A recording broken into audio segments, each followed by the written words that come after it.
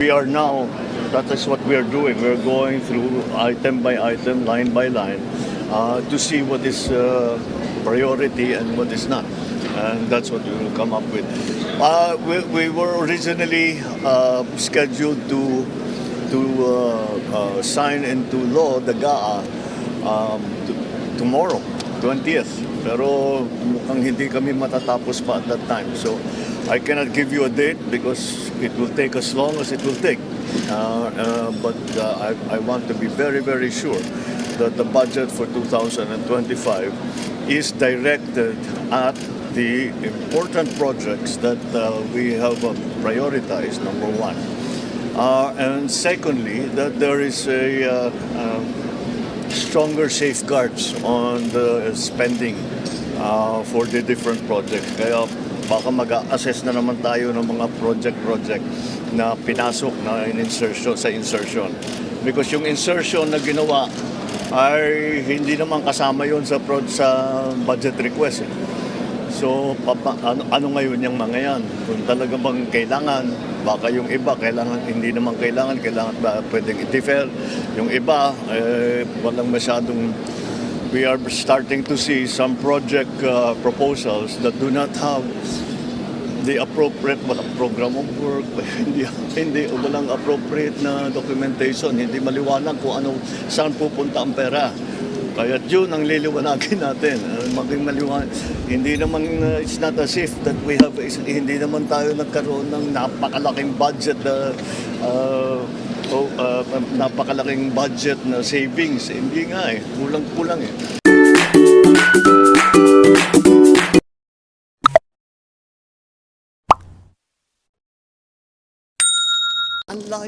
Malayo pa tayo doon.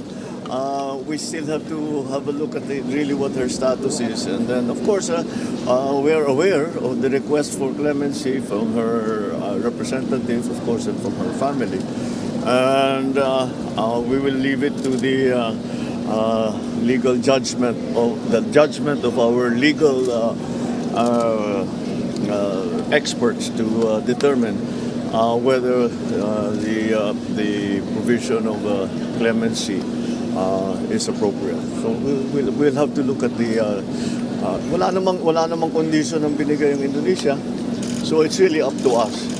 But we're still at the very preliminary stage for pag-uwi. Mr. President, yesterday you convened some of the cabinet secretaries to review the proposed 2025 national budget. So ano po yung napag-usapan? Ano po yung items and provisions na i-veto nyo? And kailan po natin i-expect na masahin yung 2025 budget? Well, we had to have a look because maraming nagbago from the budget request from the different departments. And we have to put it back in the same shape that we had first requested. So unfortunately, we are only left now. I am only left now with the veto power because tapos na sa BICAM. So na-approve na ng House, na-approve na ng Senado. Now it's up to us on how we regain control of the spending program. And I cannot give you the details yet because that was, we are now, that is what we are doing. We're going through item by item, line by line, to see what is priority and what is not. And that's what we will come up with. We were originally scheduled to sign into law the GAA tomorrow, 20th. Pero mukhang hindi kami matatapos pa at that time. So I cannot give you a date because it will take as long as it will take. But I want to be very, very sure that the budget for 2025 is directed at the important projects that we have prioritized, number one. And secondly, that there is a stronger safeguards on the spending for the different projects. Kaya baka mag-assess na naman tayo ng mga project na pinasok na sa insertion. Because yung insertion na ginawa ay hindi naman kasama yon sa budget request. So ano ngayon yung mga yan? Kung talaga bang kailangan, Baka yung iba hindi naman kailangan ba pwedeng i-defer. Yung iba walang masyadong. We are starting to see some project proposals that do not have the appropriate program of work, hindi walang appropriate na documentation, hindi maliwanag kung saan pupunta ang pera. Kaya yun ang liliwanagin natin, maging maliwanag. Hindi naman, it's not as if that hindi naman tayo nagkaroon ng napakalaking budget napakalaking budget na savings. Hindi nga kulang-kulang Kaya kailangan maingat tayo kasi yung ginagastos dyan, hindi naman karamihan, pero meron dyan, utang yan. Kaya kailangan mapunta sa tama para mabayaran natin yung utang. May bawi naman tayo doon sa ginastos natin, doon sa inutang natin. And that's what we are trying to clarify now. So before salalay na po siya sa veto power, hindi niya na po isasoli or babalik sa Congress? Wala sa procedure yan. There is no procedure to return it to the BICAM. It's finished already in the House. It's finished already it's finished in Congress. Tapos na. So it's up to us now to look at the items and to see what are appropriate, what are relevant, and what are the priorities. Malalagdaan po before December 31. Malalagdaan po. I think we'll be able to do it before the New Year. Okay. Reaction na lang po natin dun sa recommendation ng Quadcom to file charges against former President Duterte and other senators. Yes, I'm aware of that. Well, the DOJ has to make that assessment. So, may recommendation ng Quadcom, gano'n naman talagang proseso.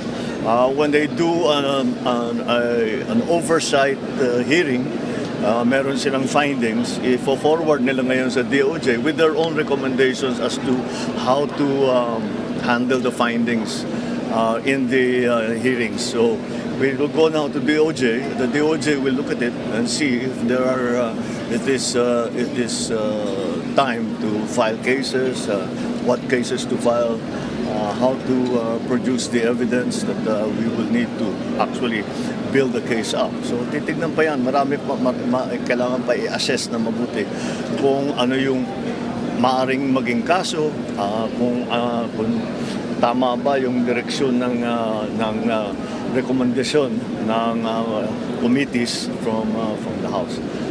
Alright? Mr. President, na-float din po yung idea nung... I'm sorry? Mr. President, sa House po, na-float din yung idea ng suspension ng PhilHealth premium for 1 year daw, sabi ni House Speaker Martin Romualdez. Is this something you're open to? It's an idea, but this is just in response because of everybody's... Let me be very clear. I really wish sana naman yung mga nagko-comment tungkol sa PhilHealth subsidy, pag-aralan ninyo ng mas malalim-lalim at tignan naman ninyo. At ito yung guarantee ko. Napakasimple lang ang guarantee ko. Kahit may subsidy, kahit walang subsidy, kahit anong contribution, all of these issues, hindi mababawasan ang serbisyo ng PhilHealth. Hindi mababawasan ang bayad ng PhilHealth sa insurance claim. In fact, baliktad. Padadamihin pa namin ang serbisyong ibibigay ng PhilHealth, palalakihin pa namin ang pagbayad sa insurance claims. So, I would like to just assure everybody, huwag niyong inaalala na mababawasan ang serbisyo kahit na kanino, para sa senior, para sa mga hirap, para sa middle class.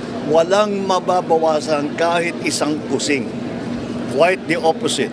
Dadagdagan natin yan in 2025, mas dadami pa ang magiging serbisyo na ibinibigay ng PhilHealth, mas lalaki pa ang magiging payment na ibibigay sa insurance claim. Kaya huwag po kayong mag-aalala, walang mawawala sa serbisyo ng PhilHealth. Mas pinapaganda pa nga namin ang pagpatakbo ng PhilHealth para mas marami pang maibibigay sa taong bayan. Alright? Mr. President, pwede po malaman kung anong plano ninyo sa Pasko? Saan po kayo magpapasko? Well, kaya ang usual na namin, Christmas Eve sa Malacanang, sa Palace.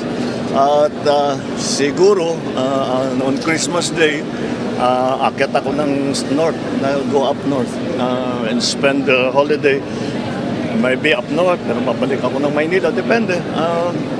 Very flexible lang naman ang schedule ko kasi hindi ko maaaring sasabihin na hindi aalis ako kasi dahil hindi naman, baka may mangyari, baka may kailangan ako, whatever it is, I'm always available. But syempre, lahat tayo we could use a little break. So, I will use the time. Ang dami kong libro na hindi pa nababasa eh. So, babasahin ko sila lahat habang yung bakasyon. Mr. President, Ilocos ba o Baguio yung pupuntahan? Both. Sama daw si Ian. On Christmas Day? On Christmas Day, I'll be in Manila, but I'll go to Baguio. But after that, wala pa, we haven't really decided sa family. Lahat busy eh. Yung mga anak ko, hindi ang hirap ng hilain eh.